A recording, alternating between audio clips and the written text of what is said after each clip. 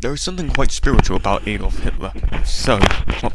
My fucking microphone. Shit. Sorry. There is something quite spiritual about Adolf Hitler.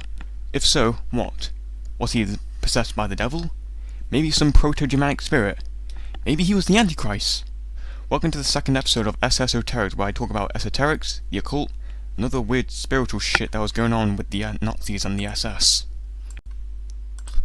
In Lee Warren's Demonic Possession of World Leaders, you have to use the Wayback Machine to find it, Chapter 4, Was Hitler Under Demonic Influence?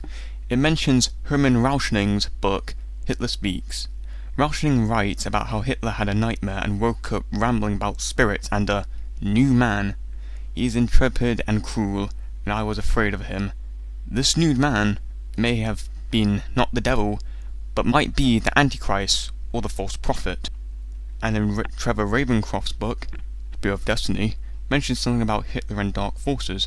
Rauschening himself knew only too well that Hitler had abandoned himself to forces which were carrying him away, forces of dark and destructive path.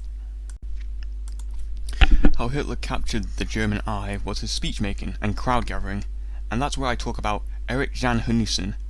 Erich was involved with hypnotism and performance, and Hitler got his help with such things like hand gestures and rhythm speaking to capture the public's attention.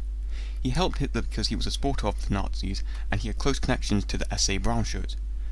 But one thing though, Erich was Jewish. Even though he converted to Protestantism to join the party, he still had Jewish ancestry. So a Jew was helping Hitler, and people say it's the devil. How interesting. There was also mysticism.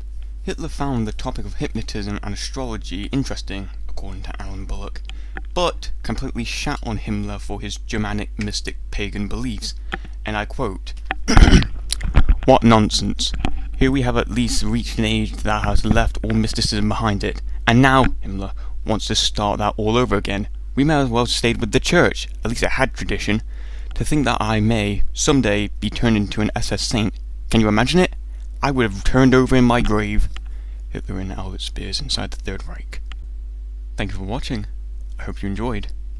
Next video I'll be talking about the Thule Society, where I talk about their influence on the party and the members.